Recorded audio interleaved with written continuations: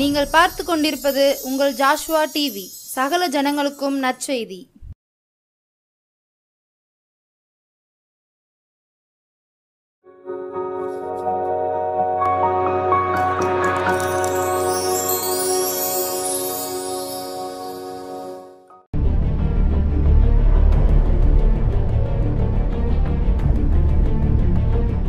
Praise the Lord. இயேசு கிறிஸ்துவின் நாமத்தினால ஜாஷுவா டிவி நேயர் அனைவருக்கும் அன்பின் வணக்கத்தையும் வாழ்த்துதலை நான் தெரிவித்துக் கொள்கிறேன். இந்த நாளில் கூட கதை கேட்கலாம் வாங்க நிகழ்ச்சியை கேட்டுக்கொண்டிருக்கின்ற அனைவரும் தங்கள் தலைகளை தாழ்த்தி, ஏசப்பா நீர் எங்களோடு பேசுங்கன்னு சொல்லி நம்ம கேட்போம். அன்பின் பரலோக பிதாவை, இந்த அருமையான நேரத்துக்காக நன்றி செலுத்துகிறேன் தகப்பனே. ஏசப்பா இந்த நாளில் கூட ஆண்டவரே கதை கேட்கலாம் வாங்க நிகழ்ச்சியை கேட்டுக்கொண்டிருக்கின்ற ஏசப்பா ஒவ்வொருவரையும் நீர் ஆசீர்வதிக்க முடியாது ஆண்டவரே. அவருடைய தேவையில் எல்லாவற்றையும் நீ சந்திக்க முடியாது ஜெபிக்கிற ஆண்டவரே. இன்னும் ஆவிக்குரிய காரியங்களை வளர்ந்து பெருகுவதற்குரிய எல்லாவித கிருபையிலும் கொடுத்து நடத்தி கொடுக்க முடியாது ஜெபிக்கிற ஆண்டவரே. அந்த ஆவிக்குரிய மண்ணாவை புஷ்பித்துக்கு ஒரு வாய்க்கால்களை ஆண்டவரே இந்த ஜாஷுவா டிவி மூலமாக எங்களுக்கு கொடுத்து அன்புக்காக வழி நடத்துறதுக்காக ஆண்டருக்கு நாங்கள் நன்றி செலுத்துகிறோம் ராஜா. ஏசப்பா இந்த நாளில் கூட அடையாளம் மறைத்து நீர் வெளிப்பட முடியாது ஜெபிக்கிறேன் தகப்பனே. உடைய வசனத்தின் மூலமாக கதையின் மூலமாக என்னோடு எங்களோடு பேச முடியாது ஜெபிக்கிறேன் தகப்பனே. ஆசீர்வதியும் வழிநடத்தி இயேசு மூலம் ஜெபிக்கிறேன் நல்ல பிதாவே, ஆமென். ஐயோ, இந்த தீவிரவாதிகளினால் அமெரிக்காவில் இரட்டை கோபுரமாக நின்று கொண்ட நியூயார்க் பட்டணத்தில் ஐயோ தகர்க்கப்பட்டு விட்டதே, எத்தனை குடும்பங்கள் இதனால் அழிந்து போய்விட்டதே அப்படின்னு சொல்லிட்டு ஒரு கூட்ட ஜனங்கள் அந்த அந்த பட்டணத்தில் அந்த அமெரிக்காவில் புலம்பிக் கொண்டிருந்தாங்க. இப்படி சேதம், எத்தனை உயிர்கள் பலி கொடுத்து விட்டார்களே அப்படின்னு சொல்லிட்டு அப்படி மக்கள் எல்லாரும் துடிச்சு கொண்டிருந்தாங்க. இது எந்த வருடம்? அமெரிக்க தேசத்துலேருந்து 2001 வருடம் செப்டம்பர் மாதம் 11 நடந்தது. அமெரிக்க தேசத்தில் நியூயார்க் மாகாணத்தில் 2001 வருடம் செப்டம்பர் மாதம் 11 இந்த சம்பவம் நடந்தது. இந்த சம்பவத்தினால இந்த சம்பவம் நடைபெற்ற இடத்துல இருந்த ஒரு சகோதரி, அதிலிருந்து தப்பி உயிர் பெற்ற ஒரு சகோதரியும் ஒரு சகோதரர் அவருடைய தகப்பனார் அதில் மரித்து போனதையும் வச்சு இந்த நம்ம சம்பவத்தை பார்க்க போகிறோம். மேத்யூ ராபர்ட் சொல்லி ஒரு அருமையான சகோதரர் இருந்தார். அவர் வெர்ஜினியாங்கிற இடத்துல என்ன செய்தார், தன் மனைவியோடு என்ன செய்தார், வாழ்ந்து வந்தார். அப்படி இருக்கிற சமயத்தில் அவருடைய தகப்பனார் ஜாக் ராபர்ட், அவர் கலிஃபோர்னியாவில் அவங்க என்ன செய்தாங்க இருந்தாங்க. தகப்பனார் கலிஃபோர்னியாவில் இருந்தாங்க. அப்போ ஒரு நாள் செப்டம்பர் 2001 வருடம் செப்டம்பர் 10 தன்னுடைய தகப்பனாரை பார்ப்பதற்காக மேத்யூ ராபர்ட் தன்னுடைய தகப்பனாரை பார்ப்பதற்காக டிக்கெட் புக் பண்ணியிருந்தாங்க. செப்டம்பர் 10 புக் பண்ணியிருந்தாங்க. அந்த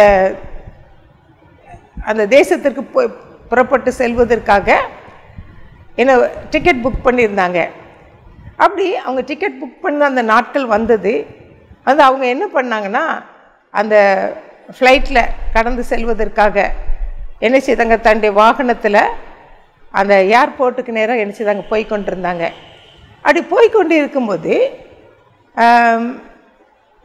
அந்த வாகனம் என்ன ஆயிடுச்சு, பழுதுபட்டுருச்சு. பழுதான உடனே அந்த சகோதரன் என்ன பண்ணாங்க, அதை ரிப்பேர் பார்த்துட்டு அதற்கு பிறகு என்ன செய்யலாம் போகலாம் அப்படின்னு சொல்லிட்டு நினைக்கும்போது காலம் எண்ணிச்சு கடந்து விட்டது. அவங்க போக வேண்டிய அந்த ஃப்ளைட் அவங்க ஃப்ளைட் இவங்க அந்த கார் ரிப்பேர் ஆனதுனால அந்த ஃப்ளைட்டுக்கு அவங்க என்ன செய்யல, போக முடியவில்லை. உடனே அவங்க என்ன பண்ணாங்க, வீட்டுக்கு என்ன செய்யிட்டாங்க, திரும்பி வந்துட்டாங்க. வீட்டுக்கு திரும்பி வந்தோன்னே அடுத்த நாள் காலையில் அவங்க தகப்பனார் என்ன செய்கிறாங்க, ஃபோன் போட்டு கேட்குறாங்க, என்னப்பா நீ ஏன் வரல எதற்காக வரல அப்படின்னு சொல்லி கேட்கும்போது தகப்பனார் சொல்கிறாங்க, மகன் சொல்கிறான், மேத்யூ ராபர்ட் சொல்கிறாரு, டேடி என்னுடைய ஃப்ளைட், நான் ஃப்ளைட்டுக்கு ஏர்போர்ட்டுக்கு நான் வந்து கொண்டிருக்கும்போதே என் வாகனம் என்ன செய்ச்சு, பழுதுபட்டு விட்டது. அதனால் என்னால் அந்த சரியான நேரத்துக்கு நான் சில ஃப்ளைட்டுக்கு போக முடியலை அப்படின்னு சொல்லிட்டு அந்த மேத்யூ ராபர்ட்டுங்கிறவர் தன் தந்தையார்கிட்ட என்ன செய்தார் சொன்னார். அப்போது அந்த ஜாக் ராபர்ட் தகப்பனார் உடனே அவர் கேட்குறாரு, எந்த விமானம், எந்த டைம், விமானத்தின் நம்பர் என்ன அப்படின்னு சொல்லி கேட்குறாங்க. கேட்ட உடனே கரெக்டாக அந்த மகன் சொல்கிற நம்பர், அந்த ஃப்ளைட்டு, அந்த நம்பர் எல்லாம் சொன்ன உடனே அவங்க அப்பா என்ன செய்ய ரொம்ப ஆச்சரியப்படுறாங்க. ஆச்சரியப்பட்டு தன்னுடைய மகனிடத்தில் சொல்கிறாரு. என்ன சொல்கிறாருன்னா, அதே ஃப்ளைட்டு, நீ ஏற இருந்த அதே ஃப்ளைட்டை தீவிரவாதிகள் கடத்தி கொண்டு போய் ரெட்டை கோபுரங்கிற நியூயார்க்கில் இருக்கிற கோபுரத்தில் கொண்டு என்ன செய்யிட்டாங்க, அதன் மேலே மோதிட்டாங்க. மோதினதுனால அந்த பில்டிங்கிலேருந்து அத்தனை பேர் என்ன செய்யிட்டாங்க, நிறைய பேர் என்ன செய்யிட்டாங்க, மரித்து போனாங்க அப்படின்னு சொல்லிட்டு அந்த தகப்பனார் சொன்னாங்க. நானும் என்ன செய்கிறேன், அந்த இடத்துக்கு தான் என்ன செய்கிறேன், நான் போகிறேன். எனக்கு என்ன தகவல் வந்திருக்குது, அங்கே போய் அதை பார்த்து அங்கே நிறைய பேர் காயப்பட்டிருக்கிறாங்க, அதில் போய் நான் மீட்பு பணிக்காக என்னை அழைத்திருக்கிறாங்க, அதனால் நான் போகிறேன் அப்படின்னு சொல்லிட்டு என்ன செய்கிறாரு, கிளம்புறாரு. ஏன்னா இந்த தகப்பனார் ஜாக் அவர் தீயணைப்பு படை வீரராக இருந்து ரிட்டையர்ட் ஆகிட்டார். அந்த ரிட்டையர்ட் ஆனாலும் கூட அவங்களுக்கு அழைப்பு வந்ததுனால அந்த ஜாக் ராபர்ட்டுங்கிறவர் என்ன பண்ணார்னா, அந்த மீட்பு பணிக்காக அவர் என்ன செய்கிறாரு, கடந்து போகிறாரு. ஒரு பக்கம் அவருக்கு ரொம்ப சந்தோஷம், நம்முடைய மகன் நினச்சி தான் பாதுகாக்கப்பட்டான் அப்படின்னு சொல்லிட்டு, இல்லை என்றால் இதே விமானத்தில் அவன் என்ன செய்வான், மரித்து போயிருப்பான் அப்படின்னு சொல்லிட்டு அவன் என்ன பண்ணுறாரு, மீட்பு பணிக்காக அவன் செய்து கடந்து போனார். கடந்து போய் கொஞ்ச நேரத்தில் மீட்பு பணிக்காக போயிட்டார். கொஞ்ச நேரத்தில் அவருக்கு என்ன செய்ய, ஒரு செய்தி வருது. அந்த செய்தி அவர் அந்த செய்தி ஒரு நாள் அவருக்கு துயரமான செய்தி வருது. அது என்னன்னா, தன்னுடைய தகப்பன் அவர் இறந்து போனார் அப்படிங்கிற ஒரு செய்தி என்ன செய்து வருது. இதை கேள்விப்பட்ட உடனே தகப்பனார், அந்த மகன் மேத்யூ ராபர்ட் மிகுந்த வேதனைப்படுறாரு. நம்முடைய தகப்பனார், நான் மறிக்க வேண்டிய நேரத்தில் நான் ஆண்டவர் என்ன செய்த, என்னை பாதுகாத்து கொடுத்தாரு. எனக்கு அங்கே அந்த அதே ஃப்ளைட்டில் நான் போய்விடாதபடி எனக்கு என்னுடைய வாகனத்தில் ஒரு வாகனத்தை ரிப்பேரை உண்டாக்கி ஆண்டவர் என்ன செய்தார், என்னை பாதுகாத்து கொடுத்தாரு. அது எந்த சேதமும் எனக்கு அணுகாதபடி ஏசப்பா என்னை பாதுகாத்து கொடுத்தாங்க. ஆனால் என் தகப்பனார் மீட்பு பணிக்காக கடந்து போன இடத்துல அவர் மரித்து விட்டாரே, ஏன், எதற்காக அப்படின்னு சொல்லிட்டு அவருக்கு ஒரு கேள்விக்குறி இருந்துச்சு. ஏன்னா தகப்பனார் என்ன செய்யலை, ரட்சிக்கப்படலை.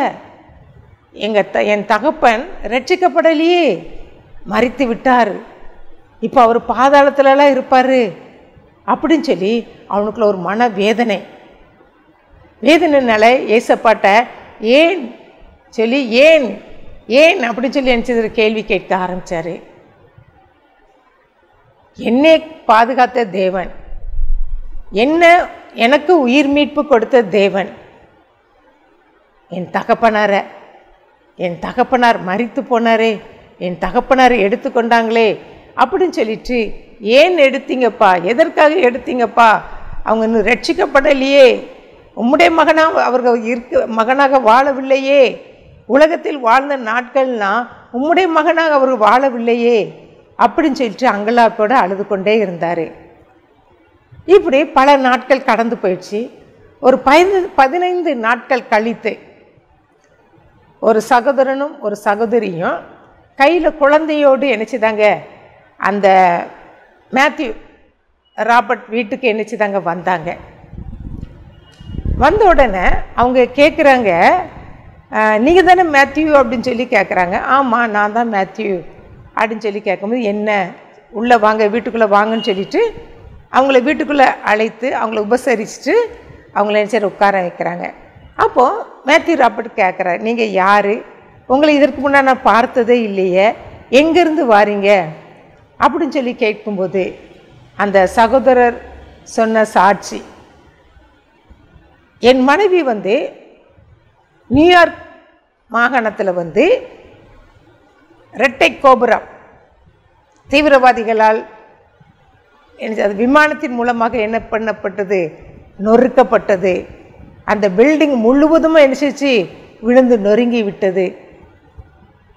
அதில் என் மனைவி என்ன பண்ணாங்க, என் மனைவியும் அதில் காயப்பட்டது. ஒருவேளை ஏசப்பா கிருபையினால் அவள் உயிருக்கு எந்த ஆபத்தும் இல்லை, ஆனால் சரீரத்தில் என்னது காயம் நிறைய காணப்பட்டது. அதன் மத்தியிலும் அந்த இடிபாடுகளுக்கு இடையில் அந்த பில்டிங்குடைய இடிபாடுகளுக்குள்ள என்ன செய்த மாட்டி இருந்தா, அந்த மாட்டி இருக்கிற நேரத்தில் உங்கள் தகப்பனார் ஜாக் ராபர்ட் அவங்க என் மனைவியை என்ன செய்தாங்க, அதுலேருந்து காப்பாற்றினாங்க. அந்த பில்டிங் இடிபாடுகளில் இருந்து என் மனைவியை காப்பாற்றி வெளியில் கொண்டு வந்தாங்க. எனக்கு இன்றைக்கு என் மனைவி உயிரோடு இருக்கிறான்னா அதுக்கு காரணம் உங்கள் தகப்பனார்.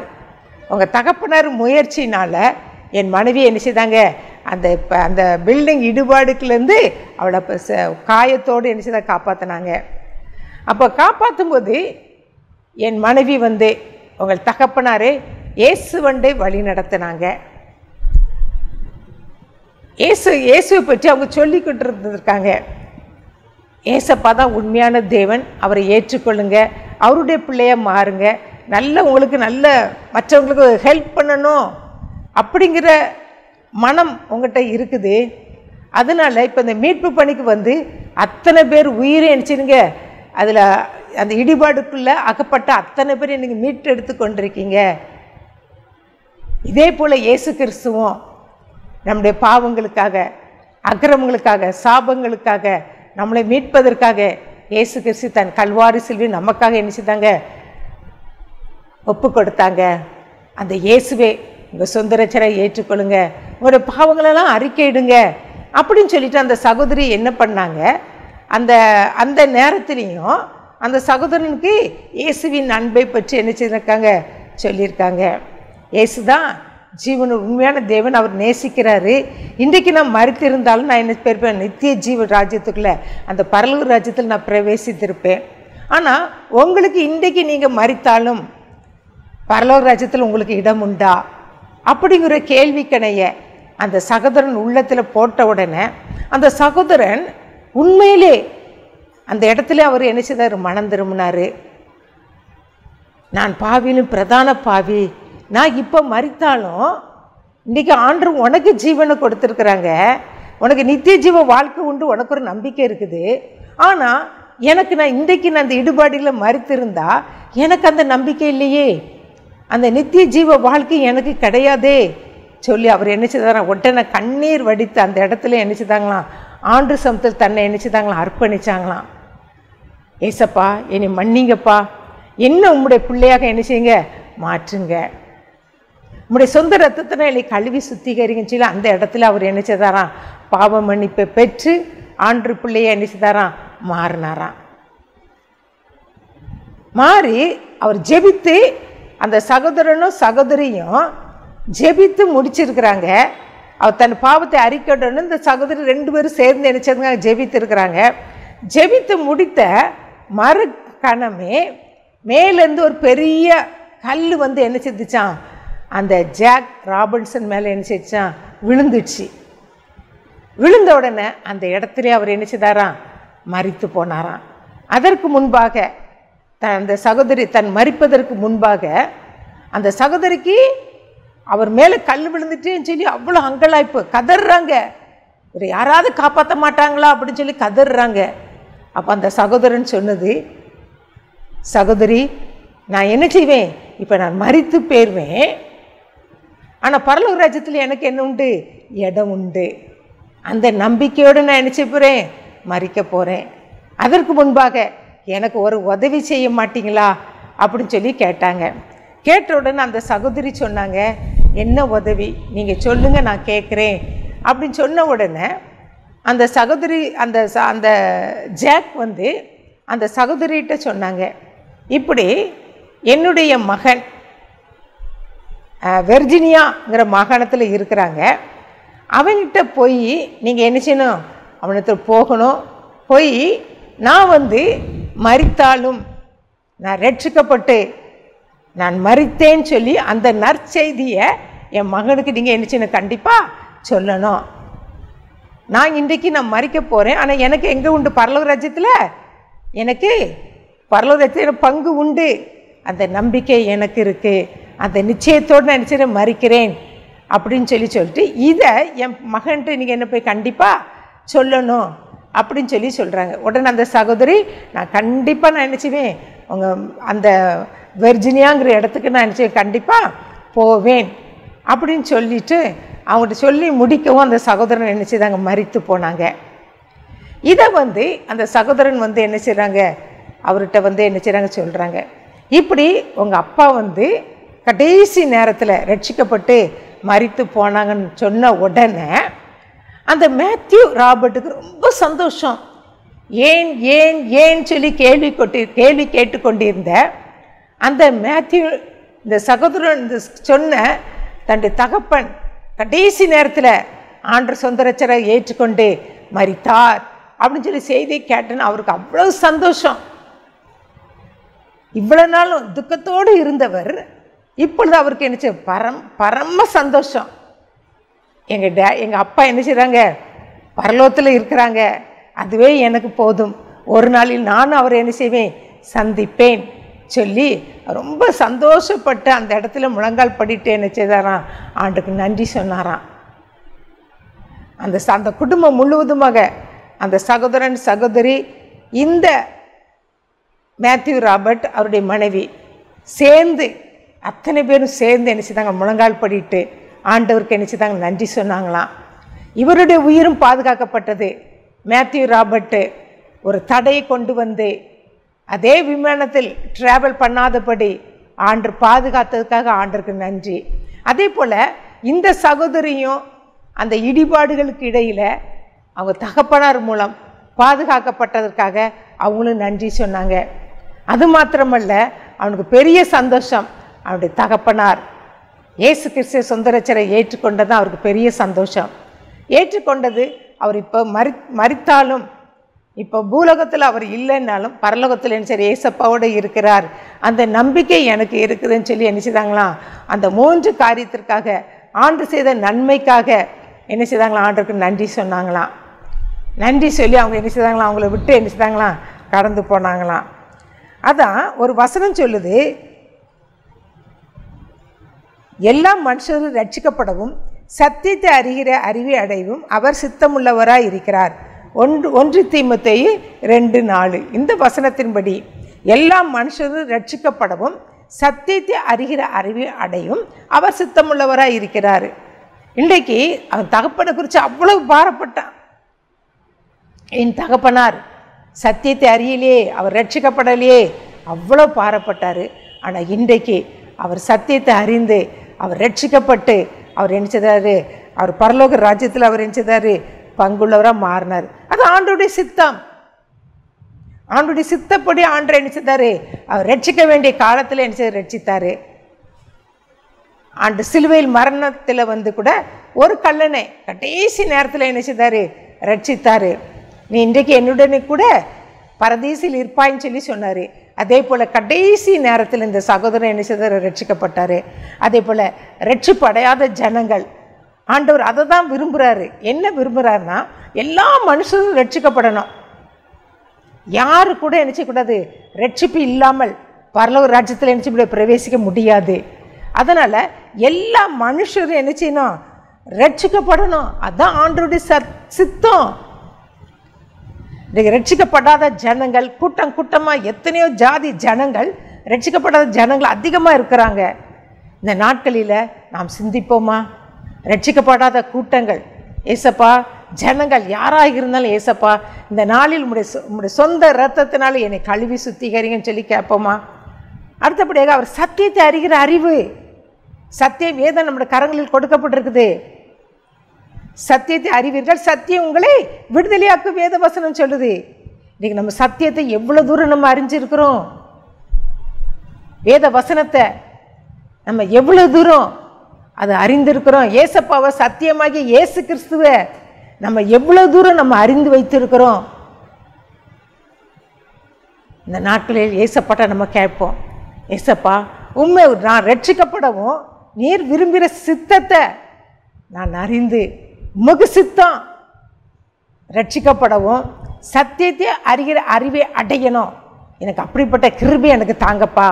இதுவரை ரட்சிக்கப்படாத ஜனங்கள், சத்தியத்தை அறியாத ஜனங்கள் எல்லாரும் இந்த நேரத்தில் ஏசப்பா நானும் ரட்சிக்கப்படணுப்பா, ரட்சிப்பில்லாமல் நான் வாழ்ந்து கொண்டிருக்கிறேனே, என் பாவங்களே நான் பாலை போல பருகிட்டு ஆண்டவரை தேடாதபடி என் மனம் போல நான் வாழ்ந்து கொண்டிருக்கின்றேனே, உலகத்துக்கு ஒத்த வேஷம் தரித்து நான் வாழ்ந்து கொண்டிருக்கிறேனே, ஏசப்பா என்னை மன்னிங்கப்பா, என்னை ரட்சிங்கப்பா சரி ஆண்டு சமத்தில் கேட்போமா?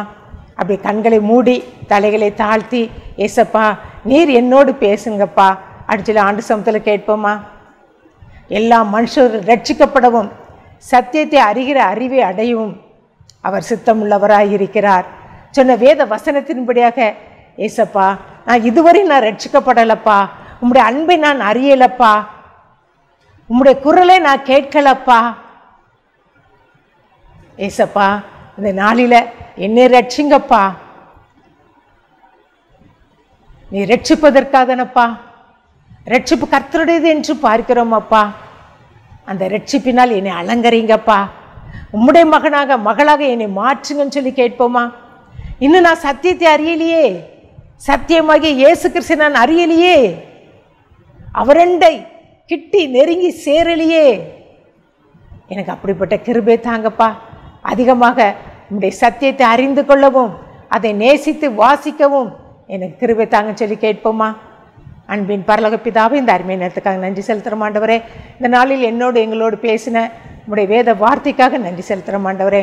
இந்த நேரத்தில் கூட ஆண்டவரே ரட்சிப்பிக்கப்படவில்லையே என்று சொல்லி யாரெல்லாம் தீர்மானம் எடுத்தாங்களோ ஏசப்பா என்னை ரட்சிங்க என்று சொல்லி ஆண்டவரே முழங்கால் படியிட்டு ஏசப்பா இந்த வேளையில் என்னை ரட்சிங்கப்பா, என் பிள்ளையை ரட்சிங்கப்பா, ரட்சிக்கப்படாத என் சகோதர சகோதரி உண்டு, என் பிள்ளை உண்டே, என் மகன் ரட்சிக்கப்படவில்லையே, மனம்போட வாழ்க்கை வாழ்ந்து கொண்டிருக்கிறானே என்று சொல்லி யாரெல்லாம் ஜெபித்து கொண்டிருக்கிறார்களோ ராஜா, அந்த குடும்பத்தில் ரட்சிப்பின் கம்பீர சத்தம் கேட்பதற்கு உதவி செய்யுங்கப்பா. ஆசீர்வதியும் வளர்த்து இயேசு மூலம் ஜெபிக்கிறோம் நல்ல பிதாவே, ஆமென்.